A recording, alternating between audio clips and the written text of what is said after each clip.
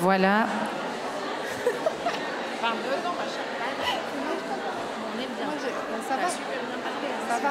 C'est nickel, change rien. J'ai vu tes copines maintenant. Ah ouais.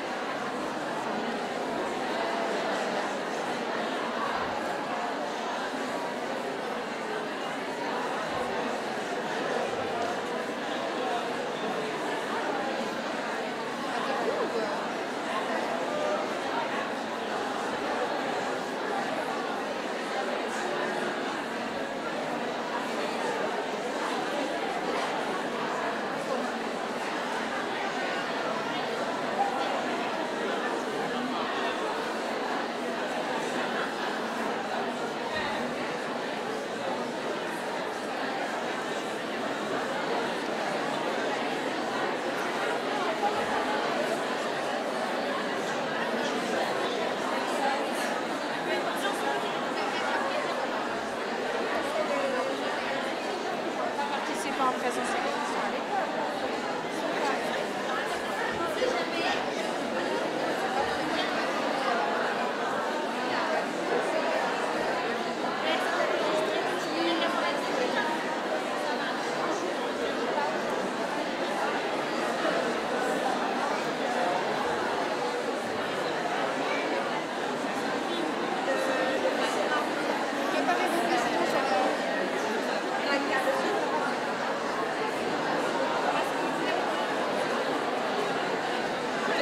J'ai bugué en fait. Non. Mais on aura des questions. Peut-être, c'est bien. Bien sûr. Ça me parle plus que là.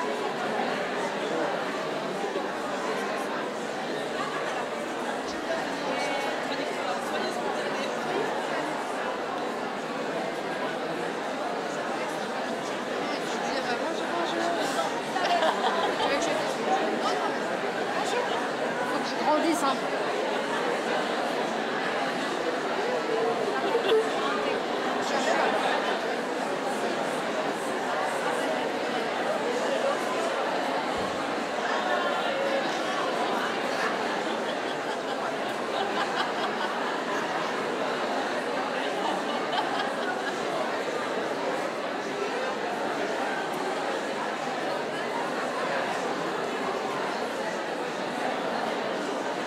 La Paul qui est en ligne. Ah, elle est en ligne.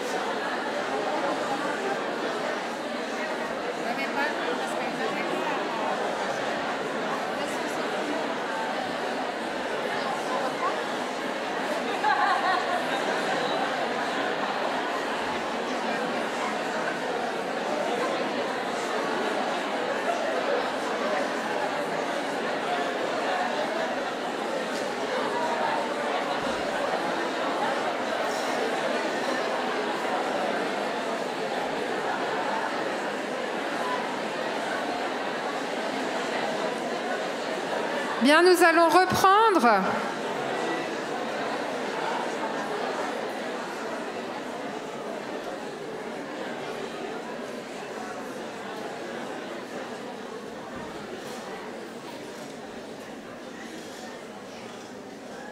Et j'ai donc le plaisir de vous présenter la prochaine conférencière, donc, qui est Loreto Núñez.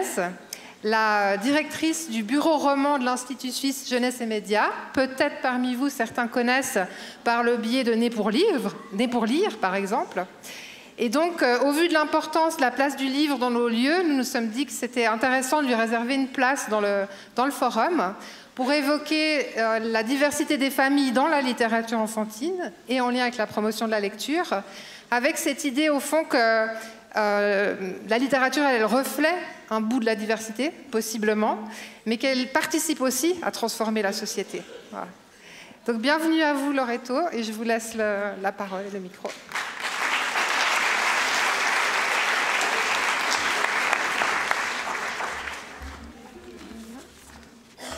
Alors, je suis petite, vous l'avez remarqué, donc il faut que je regarde pour le micro. On va voir. J'espère que ça va et que vous voyez mon visage. Voilà. Alors, bonjour à toutes et à tous. Maintenant, on va voir si ça marche. Ça marche. C'est un plaisir d'être aujourd'hui parmi vous pour partir à la découverte des familles d'aujourd'hui. Familles au pluriel, ou familles en métamorphose, comme mon titre l'indique, des titres qui visent à mettre en avant la diversité des familles, les diverses manières de vivre ensemble. La diversité concerne en fait déjà le concept en soi de famille qui varie de culture en culture, d'époque en époque. Nous sommes aujourd'hui en 2023 et dans la version que j'avais écrite, on était déjà en 2032, mais bon. Bien éloigné du début de nos bases juridiques dans l'Empire romain, quand familia avait un sens bien plus large. Et là, je vais faire un retour en arrière, pas vers Socrate, pas si loin, mais vers un grammairien, Festus, du IIe siècle de notre ère, qui, suivant ses prédécesseurs, faisait un lien entre famille et esclave. Famuli origo ab oscis dependet, apud quos servus famel nominabatur, undet familia vocata. Je vous traduis. Le mot famulus tient son origine des osques, chez qui l'esclave était appelé famel. De là vient aussi le mot famille. C'est assez surprenant comme découverte. La famille comportait donc toutes les personnes réunies sous un même toit, libres ou esclaves, hommes ou femmes, anciens, adultes, jeunes, enfants. Ce qui les regroupait, c'était le fait de se trouver tous sous le pouvoir, des fois de vie et de mort, de pater familias, du père ou chef de famille. Ce lien avec le groupe social des serviteurs et avec une structure patriarcale a subsisté. Merci.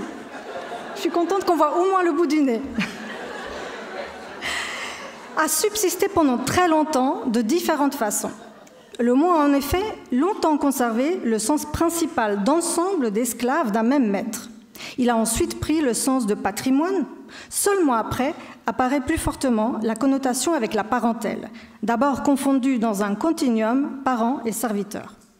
Le dictionnaire étymologique de la langue française dans l'arrêt indique que dans le latin du 8e siècle, on rencontre encore le mot pour désigner un ménage de serfs, et le même dictionnaire nous apprend qu'au XVIe siècle, il désigne les personnes vivant sous le même toit, et encore souvent les domestiques seuls. L'idée de proche parenté apparaît seulement au XVIe siècle. On constate ainsi une sorte de double aspect de la famille qui va persister par la suite. D'une part, un côté organisationnel de la société, entre maître et serviteur. De l'autre, la facette plus privée, parentale. Si nous sommes aujourd'hui, et dans notre société, bien loin d'une base familiale uniquement hiérarchisante et patriarcale, il serait toutefois illusoire, à mon sens, de croire que nous sommes arrivés à nous en libérer complètement. Cependant, c'est un fait. Beaucoup de choses ont changé quant à l'égalité des chances, que ce soit par rapport à l'origine culturelle ou sociale, quant à l'âge, quant au genre, quant à l'orientation sexuelle. Les changements en lien avec la position de la femme dans la société ont eu de grandes répercussions sur le panorama familial. La prise en compte de l'enfant sous l'angle de sa psychologie, mais aussi de ses droits, a également eu des conséquences sur la vision de la famille. Pensons à la Convention des Nations Unies relative aux droits de l'enfant il y a plus de 30 ans. Notre société a donc connu et connaît de multiples évolutions, aussi quant aux façons de vivre ensemble, notamment en famille. La famille se recompose au fur et à mesure des modifications sociales. Une initiative de l'autrice et illustratrice jeunesse québécoise Élise Gravel est un bel exemple de cette évolution. Sur la page Facebook, elle postait le 20 mars 2019 une affiche avec le texte suivant, donc à gauche. « Je voulais faire cette affiche depuis longtemps. Toutes les sortes de familles sont belles et normales. Parents, profs, bibliothécaires et éducateurs et éducatrices. Vous pouvez imprimer cette affiche pour la classe ou pour le groupe et la maison. Idées, activités à faire en classe ou en groupe, dessiner plein d'autres sortes de familles. » Si les réactions générales ont été fort positives, quelques critiques n'ont pas manqué. Par exemple, plusieurs fois, il était dit que les familles monoparentales manquaient. Et Élise Gravel de rectifier qu'elle les avait mises, même à 2 reprises. Deuxième ligne, les 2 premiers groupes. Difficile des fois à identifier. Elle a rectifié une et autre fois. Et cela malgré le fait qu'elle n'avait exprimé aucune position d'exhaustivité et qu'à la fin de l'affiche, elle laissait la place pour faire d'autres propositions. Elle l'invitait même à le faire. C'est que le sujet ne laisse pas froid, au contraire, et que la liste de variations est vraiment longue. On y peut imaginer des familles traditionnelles, familles monoparentales, homoparentales, familles à enfants uniques, familles nombreuses, familles adoptives, familles d'accueil, familles unies ou séparées, familles monolingues, plurilingues, multiculturelles, etc., etc., etc. La littérature en général et la littérature pour l'enfance et la jeunesse reflètent ces changements, on vient de l'évoquer. On y trouve représentés les changements de la société et les préoccupations de l'époque. Mais la littérature se limite-t-elle à refléter la réalité qui l'entoure ? Il est réducteur de la considérer comme simple miroir du monde. Il convient plutôt de prendre en compte les interactions entre monde littéraire et monde entre guillemets réel. Les créateurs et créatrices répondent à leur entourage aussi pour le changer. Dans le cas de la littérature pour l'enfance et la jeunesse, ces interactions sont peut-être d'autant plus fortes et délicates parce qu'on est, avec ce type littéraire, dans un domaine littéraire beaucoup plus simple, pas du tout simple ou simpliste, mais bien complexe. Dans ce qui suit, j'aimerais continuer mon propos en abordant ces 2 sujets de la fin de mon titre. Littérature de jeunesse, comme abréviation de littérature pour l'enfance et la jeunesse, et promotion de la lecture. Commençons donc par littérature jeunesse, ou plutôt littérature avec S, jeunesse au pluriel, pour marquer aussi la diversité et la variabilité. L'autrice, traductrice et enseignante-chercheuse Clémentine Beauvais propose dans l'ouvrage « Écrire comme une abeille » qu'elle vient de publier ce printemps, des réflexions qui méritent d'être rapportées. D'abord, sur la richesse de la littérature jeunesse. C'est une littérature extraordinairement riche, plurielle, pleine de formats et de styles innovants, de formats entre le visuel, le verbal, l'audible, le sensible, de genre en création constante. Clémentine Beauvais parle aussi des exigences des littératures jeunesse. C'est une littérature difficile à écrire. Elle exige une certaine vision du monde, ajustée à nos proches les plus étrangers, les enfants. Elle requiert des capacités d'écriture extrêmement solides, un rythme impeccable, un art de la concision, du dialogue, de la caractérisation, du sens de l'intrigue, de l'action, de la structure. On est loin, là, d'une vision simple de l'écriture littéraire. C'est que le lectorat juvénile est plus exigeant de ce qu'on pourrait penser, aussi par la différence qui les sépare des adultes. Mais également, vous pourrez avoir les images après aussi pour moi. C'est aussi pour la promotion de la lecture. Donc, mais également par la difficulté de cerner ces littératures. Dans un ouvrage sur la traduction de littérature jeunesse, les éditrices se posent la question « Qu'est-ce qu'on entend par littérature pour la jeunesse ?» La littérature que les adultes destinent aux enfants, indépendamment des intentions des auteurs, ou bien les livres que les enfants décident de s'approprier de façon autonome, qui vont vraiment piocher. Ou encore, c'est la conception qui prévaut aujourd'hui, les ouvrages qui sont conçus intentionnellement par les écrivains pour un public non adulte. On peut ajouter des œuvres réorientées après coup pour le jeune lectorat. Comme le disent les spécialistes, au-delà de cette question, la complexité représente peut-être la véritable dimension fondatrice de cette production littéraire. et elle investit tous ces aspects. La littérature pour la jeunesse se fonde ainsi sur un équilibre très précaire entre pédagogie et littérature. Elle doit ménager le lecteur sans renoncer à des dimensions esthétiques. Elle doit s'adresser en même temps à l'adulte intermédiaire, parents, enseignants, bibliothécaires, éducateurs, éducatrices. Elle ne peut pas se soustraire aux logiques commerciales et éditoriales. Donc, complexité entre but, orientation pédagogique et littéraire. Complexité entre respect du public et de l'art. Complexité par rapport à un lectorat multiple, j'y reviendrai.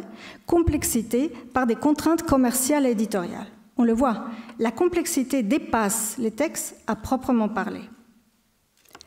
Comme l'indique Rita Oettinen, experte en traduction littéraire jeunesse, et j'ai beaucoup travaillé sur la thématique de la traduction, là on pourrait aussi échanger. I've understood the situation as involving not just the text in words and pictures and the different creators and readers, but also the text contexts, including the child images that mirror our cultures and societies. J'ai compris que la situation impliquait non seulement les textes en mots et en images et leurs différents créateurs et lecteurs, mais aussi les contextes des textes, y compris les images de l'enfant qui reflètent nos propres cultures et nos sociétés. Il y a donc le lien complexe à l'intérieur des livres eux-mêmes qui comportent souvent des images à côté du texte. Nous aurons l'occasion d'explorer cela dans l'atelier cet après-midi. Il y a la relation entre créateurs, créatrices et public, l'interaction texte et contexte. Et un aspect d'une énorme importance aussi quand il est question de la représentation de la diversité des familles, l'image qu'on se fait de l'enfant, du jeune, de sa famille comme reflet de notre propre culture et société et de notre perspective. Malgré le fait qu'il existe en réalité le public juvénile tel qu'il est envisagé par les créateurs, créatrices, par les maisons d'édition, c'est en fait une construction. Comme l'explique Nathalie Prince, l'enfant pour qui l'on écrit, pour qui l'on achète le livre, est soit un enfant qui n'existe plus, celui qu'on l'a été, soit un enfant qui n'existe pas, mais qu'on aimerait voir. L'enfant souvenir ou l'enfant fantasmé, l'enfant rêvé des romantiques. Aussi bien, étrangement, il ne s'agit pas d'une littérature réelle, mais idéale ou idéaliste, qui ne s'adresse pas à ce qui est, mais à ce qui doit être. Nathalie Prince touche là peut-être le point le plus complexe des littératures jeunesse. C'est un point polyvalent qui concerne le lectorat. Il est idéal, idéaliste. Il est une construction, ou peut-être mieux exprimé avec Clémentine Beauvais, il s'agit d'une représentation. Et ces représentations, on les a tous et toutes dans notre intérieur et on les véhicule quand on travaille avec les enfants. C'est pour ça que je trouve que c'est très important. Cet enfant pas réel, mais un peu quand même, à qui on s'adresse, c'est avant tout une personne chargée d'enfance symbolique. L'enfance symbolique peut se définir comme le réseau de croyances, de valeurs, de peurs, de concepts, de désirs, de données, de prérogatives, de lois, etc., qu'une société tisse autour des termes enfant ou enfance pour servir ses intérêts et assurer son avenir. Ce tissu serré est fait en grande partie de représentations de l'enfance, légale, philosophique, artistique, pédagogique aussi, ou médico-scientifique. Donc là aussi, c'est des représentations qui ont changé tout au fur et à mesure du temps. Nous sommes donc face à un tissu complexe de représentations auquel on participe activement. Et nous le faisons plus activement de ce qu'on pourrait le penser. Car, comme le soulève Nathalie Prince, il y a ce grand paradoxe. Je vais essayer de le faire. Pas de littérature d'enfance sans adultes, même sans Saint-Exupéry non plus. Car, pour des raisons diverses, mais nécessaires, soit que le jeune ne sache pas lire, soit qu'il lise mal, soit qu'il ne soit pas économiquement autonome ou moralement juge, la présence d'un adulte médiateur s'impose. Cela concerne bien sûr les parents, mais également toute personne œuvrant avec les enfants. Aussi vous, en tant qu'éducateurs et éducatrices, les enseignants, les enseignantes, les bibliothécaires. Dans votre travail avec et pour les enfants, vous lisez aussi avec et pour les enfants. Les littératures jeunesse prennent cela en compte, dans le sens qu'on peut y individualiser différents types de communication. Il y a des livres avec une double adresse, avec un niveau de lecteur pour l'enfant, des lectures pour l'enfant et un autre pour l'adulte. D'autres s'adressent principalement à l'enfant, mais c'est rare. Et d'autres s'adressent aux deux. Ce sont généralement des œuvres avec double adresse et celles avec l'adresse duale qui méritent le plus d'attention, car c'est là où la création littéraire peut voler bien haut.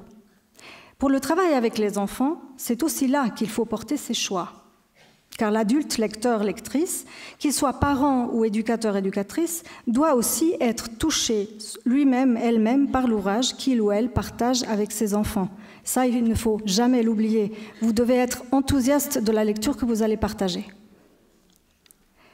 La qualité des ouvrages retenus et l'implication de l'adulte sont primordiales pour que la lecture devienne un plaisir, condition sans laquelle elle n'entrera pas dans la vie de l'enfant. Or, force est de constater qu'il est important qu'elle le fasse. D'autant plus qu'on est conscient que, malheureusement, selon la dernière étude PISA, et la prochaine va venir bientôt, rien qu'en Suisse, presque 25% des élèves ont des difficultés à la lecture, ce qui a des répercussions sur leur participation fructueuse à la vie courante. Mais les bienfaits de la lecture vont bien au-delà que cette vie courante. Book Trust, une grande institution britannique active dans la promotion de la lecture, donc des collègues de l'IAJM, a individualisé 4 domaines où la lecture porte ses fruits. Et là, je crois que ça va être très petit et très flou. Voilà, pardon.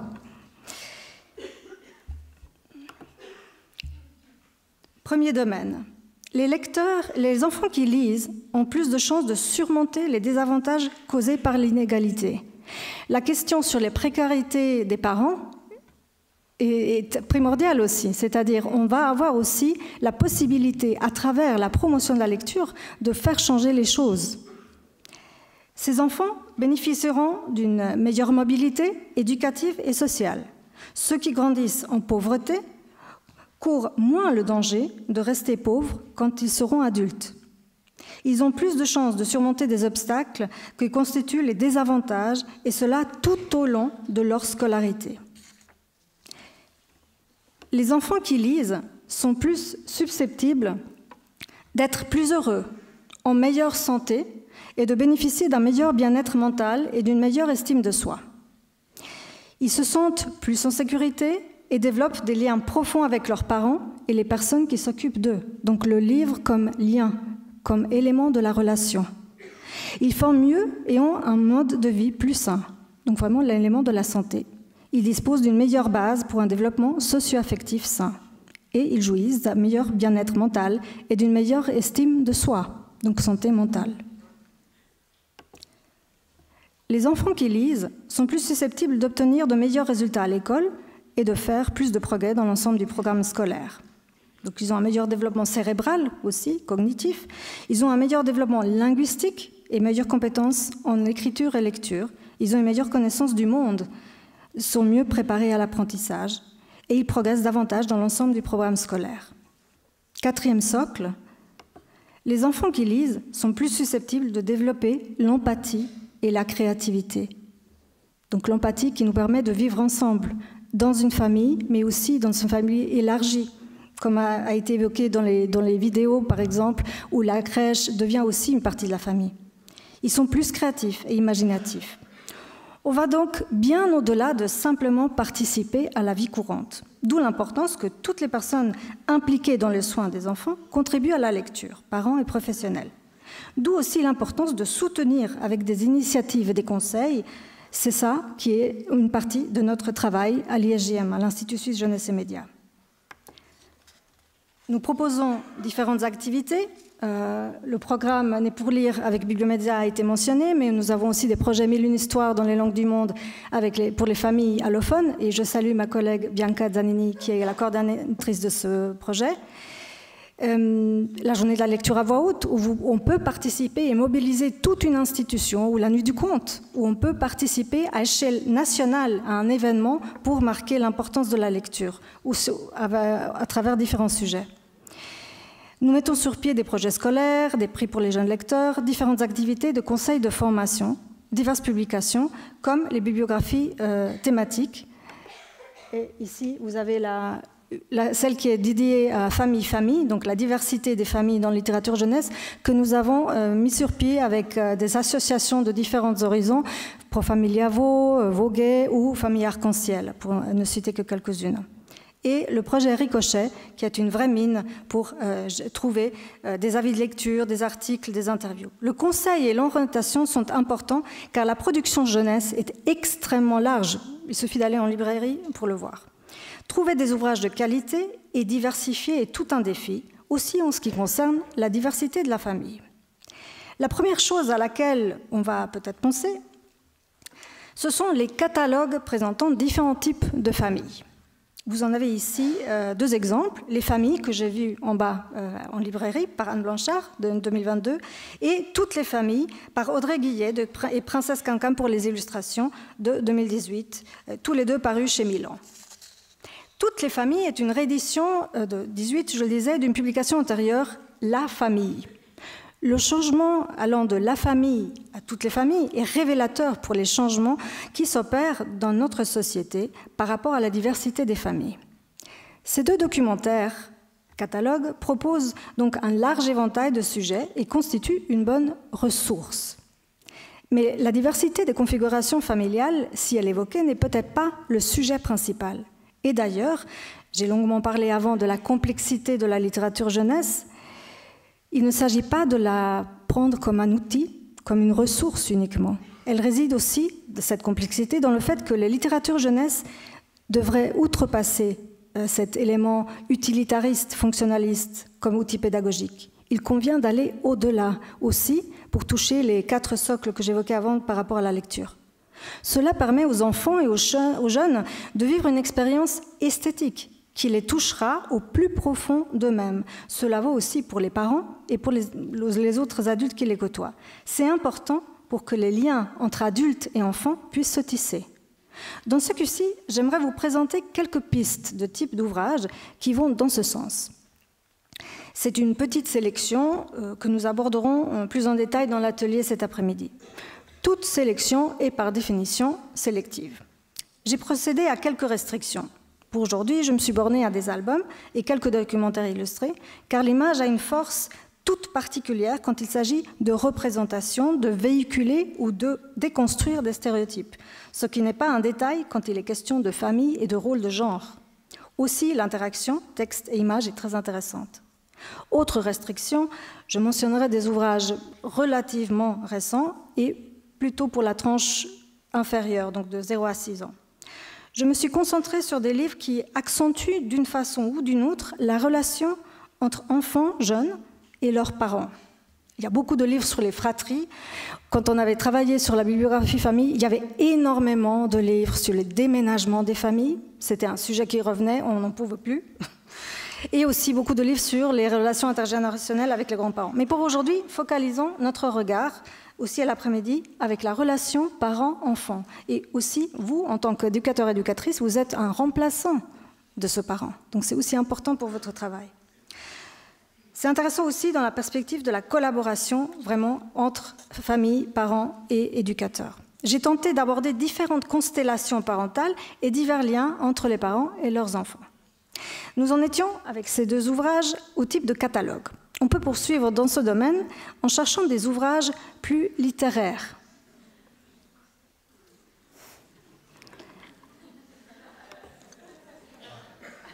Et là, je ne sais pas où j'en suis. Voilà, catalogue. C'est difficile à tenir le fil. Bravo, Caro. Bon, c'est une jolie entrée en matière parce que là, c'est un livre avec lequel on rigole beaucoup. Hein. Donc, je ne peux pas éviter de le mentionner, donc, de Claude Ponty, le catalogue des parents pour enfants qui veulent en changer, paru à l'École de l'Asie en 2008. Avec un humour sans borne qui dépasse Caro, Ponty répond au désir de pouvoir enfin changer de parents quand on en a assez des siens. Son catalogue présente des parents, alors, fils de fer en acier inoxydable, ou les pois-pommes, qui sont toujours heureux, les tranquillous, l'absent, les trouillons, les composés ou encore les éclapatisseurs. Tous les types de parents imaginables sont présents. Outre un descriptif complet de ses parents, Claude Ponty n'a pas oublié d'y ajouter des accessoires de toutes sortes, des garanties pour le parent qu'on commande, une foire aux questions et un bon de commande, bien sûr.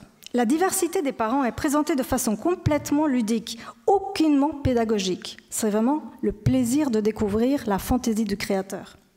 L'ouvrage invite et motive les enfants à participer à l'acte créatif avec leur imagination et leur choix. Des monstres de Ponty, Nous passons à un autre ouvrage qui est aussi en librairie, nous passons aussi aux animaux auxquels recourt Béatrice Boutignon pour son album Un air de famille, le grand livre des petites différences. Paru non pas à La Joie de lire, comme j'ai noté ici par erreur, pardon, mais chez Le Baron Parché et réédité chez Tom Poche. À travers différents animaux, on évoque une famille nombreuse, une famille à enfants uniques, des couples sans enfants, une famille d'accueil, comme aussi différentes constellations parentales. On peut y avoir un papa, deux papas, une maman, deux mamans, un seul parent. Le filtre avec les animaux pose une certaine distance, comme celui des monstres de Ponty. En même temps, l'origine géographique diverse des animaux permet un clin d'œil aussi aux origines diverses des familles. Et c'est un élément sur lequel je vais revenir. Un procédé similaire se retrouve dans Famille du monde de l'autrice britannique Sophie Henn, paru en 2021 chez Circonflexe. Une introduction sur les familles humaines est suivie d'un inventaire de différentes espèces ayant chacune des spécificités familiales. Et c'est montré comme une blague, mais si après on va se documenter, on va voir que c'est vrai ce qu'elle présente. Par rapport, par exemple, à un père d'une certaine espèce qui fait attention aux enfants alors que la mère va chasser, par exemple. Si on se retourne maintenant vers des ouvrages avec des représentations humaines, on peut évoquer La famille dans tous ses états des Allemandes Alexandra Maxeiner et Anke Kuhl, paru en traduction française en 2017 à La Joie de lire. Là, c'est juste. L'original en allemand a reçu der Deutsche Jugendbuchpreis, donc le prix allemand en littérature jeunesse. Son titre, et particulièrement son sous-titre en allemand, sont programmatiques pour l'ouvrage. Et là, je vais me permettre de le citer. Le titre en allemand, c'est Alles Familie, donc tout famille. Et ensuite, tenez-vous bien pour le sous-titre. Vom Kind der neuen Freundin, vom Bruder von Papas früherer Frau und anderen Verwandten. Je traduis. De l'enfant, de la nouvelle amie, du frère de l'ancienne femme, de papa et d'autres membres familiaux de la famille. Donc, en tant qu'Espagnol d'origine, j'arrive assez bien à suivre ces différents fils familiaux, mais je sais que ce n'est pas évident pour tout le monde. Il s'agit d'un documentaire très complet, vraiment extrêmement complet, présentant les diverses déclinaisons familiales possibles. Modèle familial traditionnel, côté famille monoparentale, famille arc-en-ciel avec des parents homosexuels ou famille recomposée. La nuance ne manque pas, et c'est ça aussi qui est très très important. Même diverses familles de même type ne vont pas forcément fonctionner de la même façon. Par exemple, certains divorcés ne veulent plus du tout se parler, alors que d'autres continuent à échanger, à avoir de bons rapports. Les exemples sont très clairs et irréalistes. Grâce à une bonne dose d'humour, le tout est proposé de façon vivante. L'album « Une famille, c'est une famille tout simplement » de l'autrice canadienne Sarah O'Leary et l'illustratrice d'origine chinoise Qi Leng, paru chez Les Arènes en 2022, est plus simple, mais peut-être un peu plus poétique. On part de la question de la maîtresse sur ce qui rend les familles de chacun des élèves uniques. On verra ensuite défiler familles d'accueil homoparentales recomposées en garde alternée, etc. Rien qu'avec ces quelques exemples, vous voyez non seulement la richesse des constellations familiales, mais aussi la richesse d'un type de livre, le catalogue, qui peut déceler. Et c'est cette diversité qu'il convient de proposer aux enfants, aussi au niveau des livres. Avec l'album suivant, nous restons dans le domaine de l'énumération de la série. Il s'agit de Maman. d'Hélène Delforge, un album grand format avec de magnifiques aquarelles de Quentin Gréban, paru en 2018 chez Mijade. L'ouvrage est une ode aux différents types de mamans dans toute leur diversité. Nous reviendrons plus en détail cet après-midi sur cet album. Mais il importe de noter un élément qui n'était pas autant mis en avant jusqu'à maintenant, la diversité culturelle. Les mamans et les enfants représentés proviennent de diverses cultures. Cela est un élément primordial pour toucher tous les publics, toutes les familles. J'y viens tout de suite. Un deuxième album vient tout juste de paraître, Papa. Je n'ai pas encore eu l'occasion de le consulter, donc je ne peux pas vraiment en parler. J'évoquais l'importance d'inclure aussi différentes cultures et provenances. Notre société est en effet plurielle aussi à ce niveau-là. Or, la littérature occidentale a longtemps peiné à inclure cette diversité à travers les personnages représentés. D'où l'importance d'albums comme « Papa, je t'aime, gros comme pas ». de Samir Snoussi et Marion Pifaretti, paru chez Fleurus en 2021. La relation parent-enfant est au centre, présentant des scènes de la vie quotidienne, de façon tout à fait naturelle. Une famille afrodescendante est mise au centre de l'ouvrage. Dans l'album Petit Pas de Laurence Farran et Maureen Brignork, paru en 2022 chez Talon, les personnages afrodescendants, blancs, asiatiques se côtoient page après page, de façon tout à fait naturelle, dans des portraits de scènes quotidiennes. Ces deux exemples ne sont pas anodins, car cela ne fait pas si longtemps que nous pouvons découvrir ce genre d'inclusion. Dans une interview de Dominique Petre sur notre plateforme Ricochet, la chercheuse Elodie Malanda explique: le monde occidental n'est pas encore représenté dans toutes ses couleurs, même si de grands progrès ont été réalisés ces dernières années. Les histoires avec des personnages non blancs se déroulent principalement en classe et au sport, dans ce qu'on appelle la réalité partagée. Pour trouver un album qui présente une famille entièrement noire dans son intimité, il faut chercher longtemps. C'est tout un pan du quotidien des enfants occidentaux, issus de la diversité, qui est encore absent de la littérature jeunesse. Soit la diversité est le sujet du livre, donc vraiment le sujet principal, soit elle est effacée, gommée. Je rêve d'albums, dit-elle, dans lesquels le quotidien de ces enfants serait raconté de manière naturelle, sans que leur manière de vivre ou leur religion ne deviennent le thème principal. Papa, je t'aime, Gros comme pas et Petit pas sont des ouvrages qui répondent magnifiquement à ce rêve d'Elodie Malanda. Sur Ricochet, nous avons d'ailleurs repris une sélection de sites web Vistirac qui offrent des choix de lecture de livres pour la jeunesse, principalement en français, mettant en scène au moins un personnage noir ou métissé de descendance africaine ou caribéenne. Il est important de promouvoir aussi cette ouverture. Non seulement l'ouverture de la culture des enfants, mais aussi pour que tous les enfants et tous les parents se sentent pris au sérieux et représentés. C'est le manque de ne pas avoir été représenté qui a motivé divers créateurs et créatrices à entrer en littérature de jeunesse. J'aimerais mentionner deux exemples en Suisse.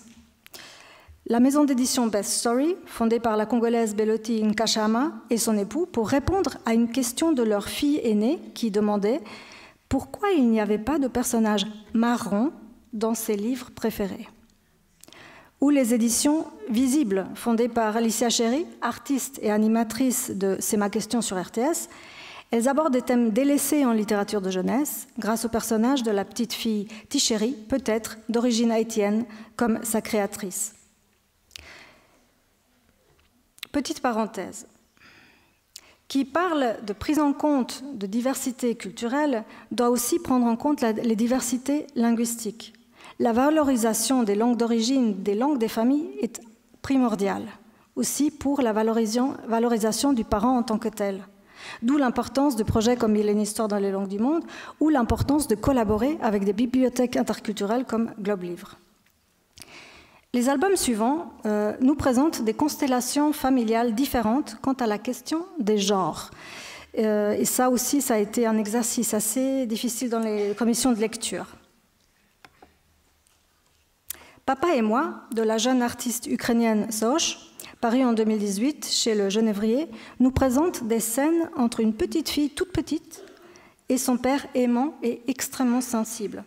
C'est un livre vraiment poétique et un coup de cœur pour moi, et qui montre un autre rôle de père. À l'encontre, on aura Ma maman est bizarre, de Camille Victorine et Anna Wanda Gogusset, paru chez La Ville Brûle en 2020, qui propose un portrait d'une mère on ne peut plus alternative, non conformiste, qui va à des manifs et sous forme de biche. Ça va bien avec ma mère est un peu bizarre. L'homoparentalité est présentée avec humour et tendresse dans Mes deux mamans que j'ai vues aussi en bas, des Australiennes Bernadette Green et Anna Zobel, paru en 2021 chez Talon Haut. L'album met en scène un petit garçon qui veut savoir qui est la vraie maman parmi les deux mamans de la protagoniste. Celle-ci répondra avec des affirmations on ne peut plus énigmatiques qui ne permettent pas de trancher. À côté de 2 mamans, allons, avec 2 petites filles qui sont au centre de La petite fille qui avait 2 papas, de la Britannique Mel Elliott, publiée chez Circonflexe en 2019. Avec beaucoup d'humour, le livre déconstruit les préjugés sur les couples de pères, et on aura l'occasion d'en discuter cet après-midi. C'est intéressant de constater que, dans les 2 cas, la diversité est introduite à travers le dialogue entre les enfants. Les petits lecteurs, les petites lectrices peuvent s'identifier à l'enfant des parents homoparentaux ou à l'autre enfant qui découvre cette réalité et peut poser des questions. L'album Tango à 2 papas de Béatrice Boutignon, qu'on a déjà évoqué, nous fait revoyager au monde animal. Mais cette fois-ci, ce ne sont pas des animaux sous forme d'êtres humains, mais bel et bien pris dans leur nature animalière. L'autrice part d'un fait divers réellement advenu. Au zoo de Central Park de New York, un couple de manchots mâles trouve un œuf à l'abandon. Ils le couvent et l'élèvent ensuite, aussi le bébé femelle qu'ils vont nommer Tango, comme n'importe quel autre parent. On pourrait presque dire la nature est bien faite. En tout cas, l'homoparentalité est ainsi représentée comme tout à fait naturelle. Comme dit le sous-titre, pourquoi pas ? La question n'est pas si innocente si l'on pense à la polémique de tels ouvrages, à la polémique que de tels ouvrages continuent malheureusement à susciter de nos jours. L'album est initialement paru en 2010 chez le Baron Parché et a été réédité en 2014. À l'époque de la réédition, une bibliothécaire avait défendu ce livre donc pour le présenter. Elle avait été suspendue de son poste. Donc ça ne fait pas si longtemps. Et ce n'est qu'en 2020 que la Cour administrative a confirmé le premier jugement rendu en donnant raison à la bibliothécaire. Ça aussi, je suis consciente, je vous présente des livres avec une grande ouverture. Après, il y aura probablement aussi des moments où, face à un parent, il faudra pouvoir se défendre. Une façon de se défendre, c'est de défendre la qualité des ouvrages, de vraiment sélectionner des ouvrages de qualité et de savoir argumenter à ce niveau-là. Mais je sais que ça, c'est aussi une partie de votre quotidien, ou ça peut l'être. À côté de ces différents traitements de diverses constructions familiales, il y a aussi des livres qui traitent de sujets plus difficiles que doivent vivre les familles. Par exemple, une naissance prématurée, comme dans l'album Trop tôt de Céline Sorin et Célia Chauffret, paru chez Pastel en 2018. Sans pédagogie exagérée, mais aussi sans concession, le récit illustré raconte, dans la perspective de l'enfant, qui parle en jeu, l'arrivée d'un petit frère qui arrive trop tôt. Les non-dits et les émotions sont exprimés avec beaucoup de justesse au niveau du texte et des images. Le terme « juste » est aussi valable pour l'album « Pour toute la vie », aussi un coup de cœur pour moi, de Sophie Helmlinger et Didier Zanezat, paru en 2018 chez Utopique. Le livre traite un sujet très douloureux, la mort d'un fœtus. À hauteur d'enfant, l'histoire est racontée dans la perspective de la sœur de l'enfant décédé, en donnant aussi un portrait des parents. L'album montre comment surmonter cette perte. Si l'album est une ressource, il n'est pas marqué par un pédantisme pédagogique ou moralisateur. C'est par la qualité artistique au niveau du texte, et de l'image et de l'intertexte que se caractérise cet objet album et cet élément de ressource. J'aimerais conclure par 2 albums qui nous permettent de dépasser les représentations humaines, animales des familles. Un immense câlin de Jérôme Ruyer, qu'on a eu la chance d'accueillir il y a quelques années à l'IGM, paru chez L'Envers en 2015. L'album évoque l'histoire d'un enfant dont les parents se séparent et dont la mère se remarie avec un autre homme qui a déjà une fille. Le nouveau couple aura un autre enfant. Les personnages sont représentés par des ronds de couleurs. C'est une magnifique technique aussi pour les tout-petits. Les cercles se créent, se défont, se refont, comme miroir d'une famille qui se constitue, puis se sépare, enfin se recompose. L'art et la poésie permettent de sentir esthétiquement ces changements. Quand il est question de Jérôme Ruyer, je ne peux pas éviter de mentionner, pour finir, un autre album, même s'il date un peu, Papa, Maman, Anouk et moi. Avec une simplicité étonnante, déroutante presque, il présente les hauts et les bas d'une famille dans leur quotidien. Au centre, les sentiments.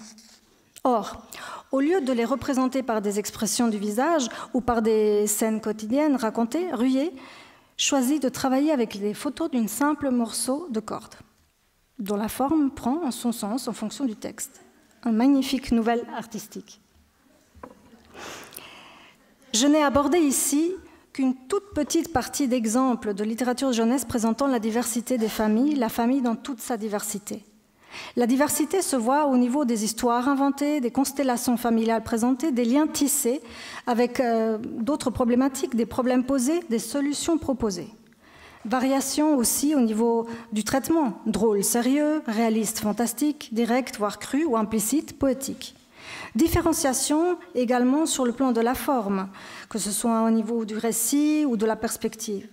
À cela s'ajouterait encore plus de diversité en observant aussi d'autres genres littéraires à côté de l'album, le roman graphique, roman épistolaire, BD, manga, théâtre, poésie. C'est ce que nous avons essayé de faire dans notre bibliographie Famille, en collaborant avec les institutions que j'évoquais, Pro Familia Voguet ou Famille Arc-en-Ciel. Nous avions joué dans le titre avec famille au singulier et famille au pluriel, en ajoutant un point d'exclamation pour mettre en avant l'importance de la pluralité. Elle fait partie de notre réalité. Les littératures jeunesse la reflètent et contribuent à la façonner. Et ces livres façonnent également les citoyens et les citoyennes de demain pour lesquels il faut élargir tous les horizons, aussi des parents et des enfants. Merci pour votre attention.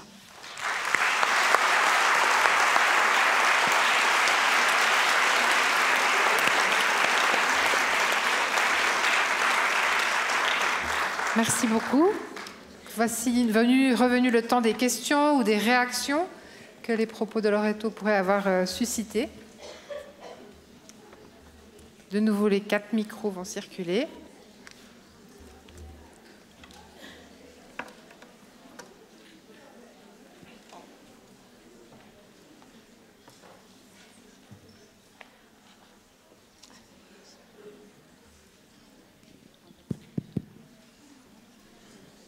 Bonjour.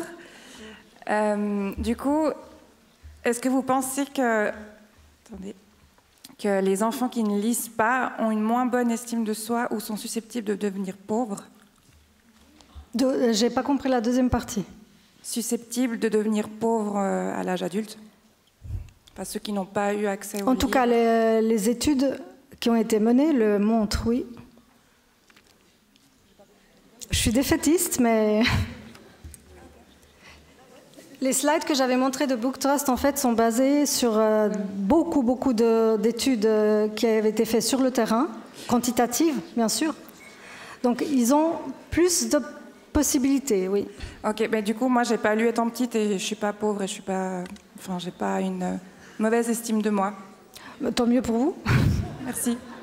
Mais disons, pour donner plus de chance aux enfants, ça vaut vraiment la peine d'accentuer cet aspect, ce lien avec la littérature. Ce qui leur permet aussi de découvrir d'autres façons de vivre.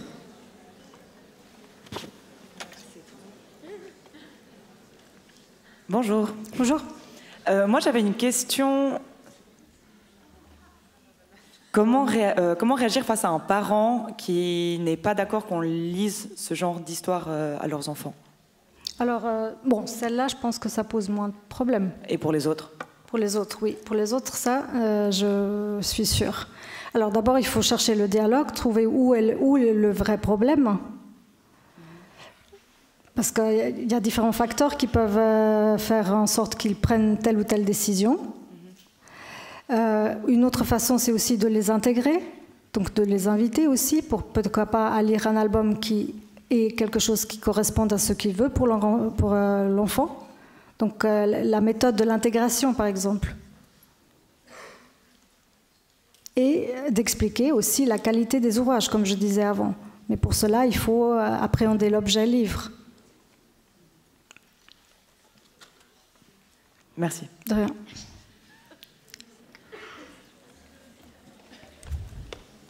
C'est clair que moi, je parle d'une perspective assez littéraire de l'objet livre et aussi social et culturel, c'est-à-dire que je le considère comme l'objet qui va construire le lien entre l'éducateur, l'éducatrice et le parent et l'enfant, qui va enrichir ce lien. Oui. Bonjour. Bonjour. Une autre question. Quels sont les moyens que vous avez mis en place pour créer des liens entre votre association et notre école supérieure aux aides? Je trouve que c'est important. Merci. Ben, ça peut être le début de quelque chose. Merci. Je trouve que ça serait très, très important d'avoir un lien aussi pour sensibiliser à l'importance de la lecture et de la littérature. Juste une précision encore, parce que ça aussi, c'est peut-être quelque chose qui peut porter à confusion. Je vais beaucoup insister sur la littérature, sur le livre, mais en fait, on devrait l'élargir et parler plutôt de récits au sens large, hein. Il y a aussi des cultures, je parlais de l'intégration des diverses cultures, il y a aussi des cultures qui n'ont pas forcément cette tradition de livre, qui ont la tradition du récit. Donc c'est surtout ça qui compte, hein. Donc la véhiculation de récits, d'histoires imaginaires qui permettent vraiment de voyager ailleurs, dans d'autres époques, dans d'autres cultures, dans d'autres façons de vivre. Et ça serait tout à fait intéressant pour nous d'essayer de collaborer, par exemple, dans la formation ou autre. Oui. Oui, bonjour. Bonjour. J'avais une question. Donc, vous parliez de l'importance de la lecture pour les enfants. Quel conseil vous auriez à donner pour inciter les enfants qui n'aimeraient pas forcément lire ou qui n'ont pas envie de lire parce que c'est difficile au début, pour que justement ils aient ce goût de la lecture? Alors c'est vraiment entrer en dialogue avec l'enfant et essayer de trouver ses intérêts. L'objet qui va chercher même à quatre pattes, le livre qu'il va choisir et de le prendre au sérieux, et de répondre à cette fin, si l'on veut, qu'on lui raconte ce livre ou cet objet. Donc c'est vraiment lui laisser le choix, en fait. C'est le prendre aussi au sérieux dans ses préoccupations, s'il est un peu plus grand, et dans ses goûts aussi. C'est une question de goût. Quelqu'un aime plutôt ce genre de couleur, d'autres aiment une autre forme. Donc vraiment de prendre au sérieux les intérêts et les goûts de l'enfant. Je crois que même un enfant qui n'aime pas trop lire, quand il a trouvé le livre qui va être le sien, là il y aura le déclic. Et ça je l'ai vu aussi avec des enfants qui ont des difficultés majeures, hein, dyslexiques par exemple, à la lecture. Merci pour la question. Bonjour. Bonjour. Oui, merci. Bonjour, nous rentrons de plus en plus dans un monde numérique. Qu'est-ce que vous pensez de la littérature enfantine numérique? Numérique? Oui. Oui, alors, bon, on s'appelle Institut Suisse Jeunesse et Médias, on a le média dans le nom. Alors, pour les tout petits, je trouve que c'est très compliqué, très controversé, même dangereux aussi, pour ce qui est la manipulation des trois dimensions. Donc ça, je prêche ce qu'on entend en fait partout. Après, on n'a pas forcément une position contre le numérique. Moi, je le penserais plutôt comme un élément de complémentarité. C'est-à-dire, il y a aussi des aspects, et on constate aussi qu'avec la technologie, avec les améliorations de la technologie, il y a des choses qui sont avec une plus-value, qui ont plus de valeur qu'avant, à un certain moment. C'est ce qu'on constate aussi, par exemple, par rapport aux livres objets. La technique a tellement amélioré qu'on peut faire des œuvres d'art vraiment avec des trous, avec des différents rabats. Donc la technique nous met ça à disposition aussi par rapport au numérique. Mais c'est clair que la manipulation de l'objet livre en tant que tel apporte... alors il y a un lien, par exemple, déjà rien qu'avec l'odeur du livre, il y a un lien avec le tact, il y a un lien avec les trois dimensions, donc il y a des choses que le numérique n'a peut-être pas. Mais le numérique a aussi des options et des possibilités qu'on est en train de découvrir et d'intégrer dans la lecture. Donc ce n'est pas contre le numérique. Complémentarité, oui.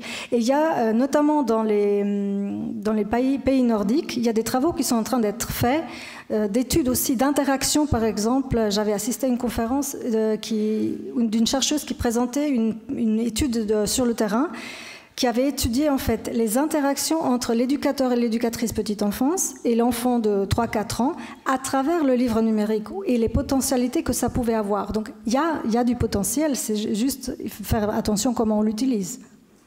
Oui. Oui, pardon. Je voulais revenir sur les résultats que vous évoquiez sur de l'Institut anglais britannique sur les effets de la lecture. Oui. Moi, effectivement, moi qui me pose beaucoup de questions sur la question de la causalité du livre pour sortir de la pauvreté. J'y crois. Je pense qu'on a la corrélation, mais avec un certain nombre de covariables, notamment sur le temps éducatif investi sur l'enfant. Donc je ne pense pas que le livre puisse avoir une causalité pour sortir de la pauvreté, mais avec un ensemble d'actions éducatives qui dépasse très largement les livres. Donc c'est pour ça, parce que je pourrais craindre, même si c'est un résultat dont on peut se féliciter, sinon il y a un risque de totémisation du livre, du genre l'action éducative heureuse qu'on puisse avoir avant un enfant prendrait forme ou socle sur un livre. Alors qu'en fait, on peut tout à fait imaginer que le temps de co-interaction entre un adulte et un enfant autour d'un intérêt partagé, d'un objet partagé, soit vraiment la question centrale, que cela soit un livre ou un jeu d'emboîtement ou une interaction sur d'autres formes de support. Oui. Enfin voilà, c'est juste pour peut-être... après, il y a des effets propres de la lecture, de cette question de l'effet de la littérature sur la possibilité de la jeunesse, sur l'enfance, mais ne pas oublier, ne pas totémiser le livre comme étant le support éducatif royal, et ne pas oublier que le fait que l'enfant, le regard de l'adulte et de l'enfant se porte sur un même objet avec des interprétations différentes, que ce soit un jeu d'ombre et de lumière, etc., et donc la prise en compte du point de vue de l'enfant puisse se faire avec plein d'autres supports, pour pas non plus aussi en tant qu'acteur qu'on se retrouve coincé. Alors je parle en tant que Français, parce qu'après il y a tout un truc un peu hystérique en France sur la littérature. Ah, c'est bien de faire des livres et tout, c'est bien d'avoir des livres. Pas forcément. J'aurais juste envie de rajouter ce petit modérato pour dire l'intention partagée, la question de la possibilité de la mise en scène du point de vue de l'enfant dans différents supports, y compris le livre, mais pas que le livre. Bon, il était question surtout de lire. C'est pas exactement l'objet livre en tant que tel dans l'étude. En tout cas, même au-delà du lire, la question encore une fois est plutôt de l'intérêt partagé. Oui, mais ça, c'est tout à fait l'enjeu de ce qu'on essaie de faire. Oui, tout à fait. C'est vrai que, alors, il y a toujours ce problème des statistiques, de cause à effet. Les études, il faut les prendre avec ce qu'on peut de précaution. Ça, je suis tout à fait d'accord. Ce qui est intéressant dans ce cas-là, c'est que, par exemple, on parlait de Né pour lire avant. La Grande-Bretagne avait été le premier pays, à ce que je sache, à lancer cette action ou cette campagne d'offrir un livre à chaque nouveau-né. Donc là, c'était un cadeau de valorisation de la famille, de bienvenue dans l'enfant, et c'était une incitation précisément à partager avec l'enfant, parce que le bébé, il ne peut pas. Et c'est un infant, il ne peut pas parler et il ne peut pas prendre. Donc c'était vraiment pour créer ce lien que vous soulevez. Donc ça, je suis tout à fait d'accord. Merci. Bonjour. Bonjour. Alors d'abord déjà je vous dis merci pour Misty Crack que je ne connaissais pas et puis à titre personnel je vais aller fouiller. Et puis ma deuxième question, vous avez présenté beaucoup de livres pour des jeunes enfants. Est-ce que sur Ricochet ou bien sur votre site web il y a des propositions pour des enfants plus âgés? Oui. Et alors là c'était juste une question de qu'est-ce que est faisable dans le temps imparti. Et aussi par rapport aux images. Alors dans la bibliographie on est allé jusqu'aux ados. Il y a des romans et des fois des gros pavés qui vont toucher aussi d'autres questionnements qu'on a trouvés ici. Je mentionnais avant le sujet du déménagement parce que vraiment on n'en pouvait plus. On avait l'impression que toutes les familles de livres déménageaient à un moment donné, donc c'était un sujet, je ne sais pas, primordial. Non, mais blague à part, il y avait des romans aussi pour les 15-16 ans, avec des questionnements des fois aussi par rapport à la loyauté par rapport aux parents. C'est un sujet assez difficile. Ou par rapport à est-ce que si mes parents ont ce mode de vie, est-ce que je vais suivre? Des questions qui ont été évoquées par les parents dans les vidéos. Je trouve que c'est assez intéressant. Donc oui, alors sur Ricochet et dans la bibliographie aussi, ça va jusqu'aux ados. Donc c'est traité aussi pour les jeunes. Bonjour. Oui. Là. Voilà, c'est difficile à repérer les jeux. Juste une question. Auriez-vous d'autres modes de médias pour pouvoir faire en sorte que le livre soit à la portée de tous au niveau des crèches, au niveau des familles, parce que l'éducation n'est pas au budget de tout le monde. Et peut-être que c'est ça qui freine aussi le fait qu'il y a peu d'enfants qui ont accès à la lecture ou des familles qui ont accès à la lecture. Et est-ce qu'il y a quelque chose qui s'organiserait de votre côté peut-être pour faire en sorte que le lien entre vous et les crèches, et puis les crèches familles, qu'il y ait quelque chose d'un peu plus vaste pour pouvoir qu'on puisse mettre quelque chose en place pour justement ces familles qui n'ont pas les moyens et l'accès aux livres? Merci pour la question et pour la suggestion en fait. Pour l'instant, on n'a pas. Ce qu'on a, j'évoquais avant les projets scolaires, donc on a des projets qui circulent, par exemple, notamment avec des valises de livres dans les classes. Donc là, on touche les enfants de différents horizons. On a les projets pour les tout petits, avec par exemple Né pour Lire, on offre le coffret. Donc c'est un cadeau, mais c'est 2 petits livres, donc c'est pas une bibliothèque. L'idée, c'est de motiver les parents à découvrir la bibliothèque, parce que c'est aussi le réseau de bibliothèques qui travaille beaucoup à la distribution. Pour les crèches, on n'a pas forcément encore, non. Mais c'est pas parce qu'on ne veut pas, des fois c'est des questions de moyens. On parlait des questions de budget, on a les mêmes problèmes. Mais pas du tout l'intention ou l'intérêt qui manque. Pas du tout. Et la conscience de l'importance que ça aurait d'être sur place. Oui, merci. Bonjour. Bonjour. Comment se fait-il que dans les livres, on retrouve souvent les familles papa-maman et presque pas les autres familles, donc monoparentales, LGBT ou autres? Alors, c'est en train de changer quand même. Donc, c'est ce que j'ai essayé de présenter. Alors là, il y avait 2 couples homoparentaux.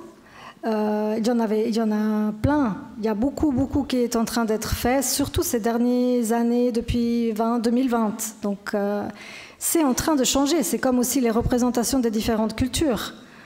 La littérature, elle va gentiment suivre et aussi contribuer à changer la perspective de la société. Donc, c'est en train de changer, vraiment. On est à un moment pivot, si l'on veut.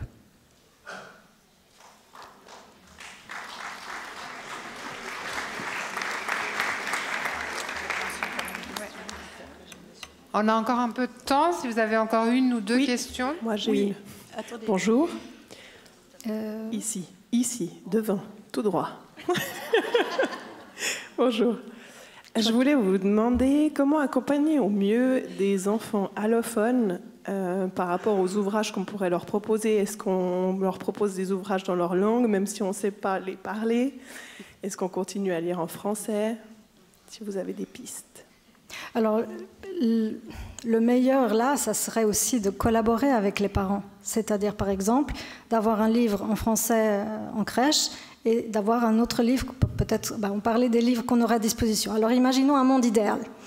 Vous avez tous les livres que vous pouvez chez vous, donc aussi dans les langues, donc vous le faites partir avec l'enfant chez lui et le parent, la maman ou le papa, va pouvoir lire ce livre dans sa langue d'origine à la maison, par exemple. Il peut aussi venir lire, s'il a un moment, dans la crèche. On peut faire des lectures plurilingues. Donc, une façon, ça serait vraiment d'intégrer, de collaborer avec le parent en tant qu'expert de sa langue, de sa culture et de son enfant aussi, qui sait les goûts de l'enfant. Donc, il sait, ah oui, ce livre lui a beaucoup plu. Est-ce qu'il y a un ouvrage dans ma langue d'origine ? Là, la collaboration avec les bibliothèques interculturelles est primordiale parce que c'est leur travail d'essayer de fournir les livres dans les langues d'origine. Donc vraiment de collaborer étroitement avec le parent. Les parents, alors peut-être au début il y en aura qui seront démunis, qui diront mais non, moi je ne sais pas. Et on parle de nouveau, on est de retomber dans le totem livre. On peut aussi parler de récits, c'est-à-dire vraiment de les inciter à leur raconter cette histoire dans leur langue, dans le cadre familial et sécurisant de la famille. Donc collaboration avec les parents, je dirais. Oui. Bonjour, j'ai aussi une question. Comment se fait-il que dans les livres, c'est souvent les femmes qui s'occupent des tâches ménagères et peu les hommes? Alors, ça aussi, comme par rapport au maman-papa, c'est en train de changer. Là, papa, je t'aime tant comme pas, c'est toujours le papa qui est en train de se taper, entre guillemets, les tâches ménagères. Donc, il y a beaucoup, dans la bibliographie qu'on avait sortie, il y avait beaucoup de papas qui travaillaient qui faisaient le ménage et beaucoup de mamans qui étaient très stressées et qui couraient dans tous les sens et qui travaillaient, donc qui s'occupaient moins des tâches ménagères. Donc c'est vraiment, comme je disais avant, on est à un tournant, comme aussi la société. Donc il y a un préjugé par rapport à ce qui est représenté en fait. Il y a si on réussit à trouver les outils pour identifier, pour trouver, comme par exemple Ricochet, pour trouver des livres dans ce sens, on les trouve. Donc ils sont en train d'être faits. Corinne ? Oui. Merci Loreto pour cette conférence passionnante. Moi, j'aimerais vous parler des ressources. Vous semblez dire que vous manquez de ressources. Mais c'est votre responsabilité d'aller découvrir les bibliothèques de votre région. Il y a des, je ne sais pas, centaines, dizaines de bibliothèques avec des bibliothécaires qui ont suivi la formation Nés pour lire. Allez les convaincre d'ouvrir à des horaires qui vous correspondent, aller chercher des livres dans ces bibliothèques. Il me semble que ça, c'est pas trop difficile. Mais si vraiment vos budgets sont limités, le CRED existe. Nous sommes subventionnés par la FAGE, par les aides, par la ville de Lausanne. Et Lorena, qui est à côté de moi, elle est la responsable de la bibliothèque jeunesse. Elle a acheté beaucoup de livres que Loreto, tu as présentés, mais aussi des bandes dessinées pour les enfants plus grands, parce qu'on sait très bien que vous êtes beaucoup à travailler avec des enfants jusqu'à 12 ans. Donc des propositions de lecture, on en a beaucoup. Et puis, on a même parfois des liens. Bibliomédia, par exemple, fait 2 jours par année des livres à 1 franc. Ça veut dire que le désherbage de Bibliomédia, qui est une immense entité bibliothèque des bibliothèques, vous invite à venir chercher des livres très bon marché, des livres de qualité, hein, ce n'est pas des livres aux 1000 morceaux. Enfin, voilà, des idées et des solutions, il y en a absolument, j'en suis sûre, et qu'il y a finalement des idées pour que vous ayez dans vos bacs à livres des livres de qualité pour les enfants. Et on est parfois aussi un peu triste et désolé de voir dans quel état sont les bibliothèques des structures d'accueil. Alors, en effet, moi, je pense qu'il vaut mieux pas de livres et chanter beaucoup, plutôt que des livres Pezzi. On a vu des Pezzi où il n'y a plus l'intérieur. Enfin, voilà, des livres qui sont vraiment plus d'actualité et plus de qualité. Voilà.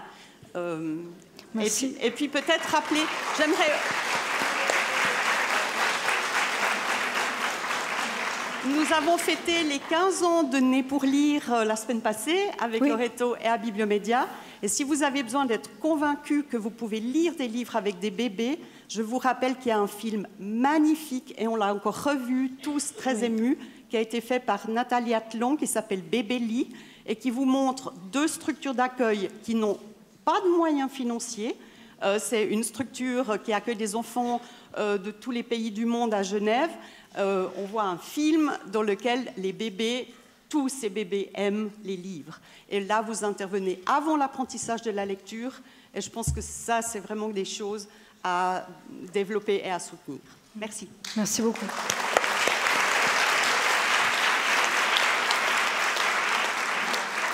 Alors, une dernière question.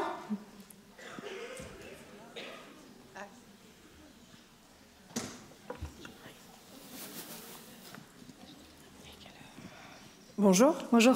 Je voulais réagir sur l'ouverture des bibliothèques. Moi, je suis pour emmener les enfants à la bibliothèque, mais je me suis retrouvée confrontée. Je travaille dans un groupe de trotteurs où j'ai appelé pour me rendre à des séances justement de lecture ouverte où ils pouvaient manipuler et dans le coup découvrir, et où on m'a dit non, parce que 7 trotteurs, ça fait trop.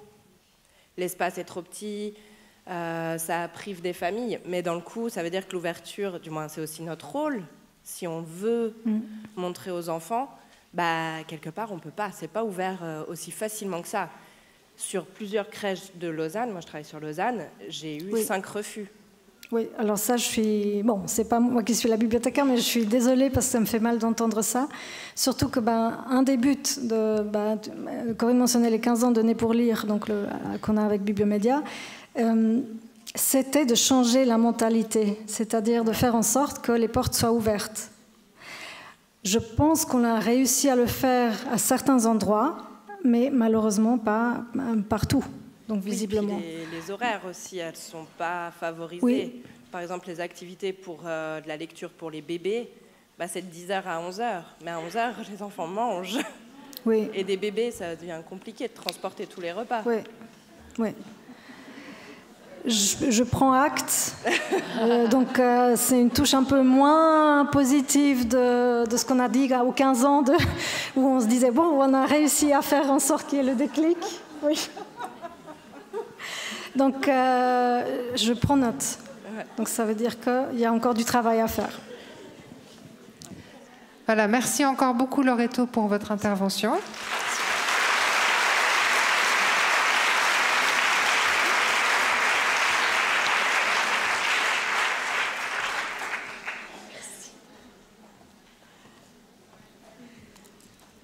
Alors, oula. Oui. C'est ça. Alors, voilà, on arrive au terme de cette première matinée. Et puis, avant de partir vous restaurer, j'ai quelques petites informations importantes. Tout d'abord, concernant les paniers repas, pour ceux qui en ont commandé, les paniers repas vous attendent à la salle des fêtes avec les bons que vous avez reçus.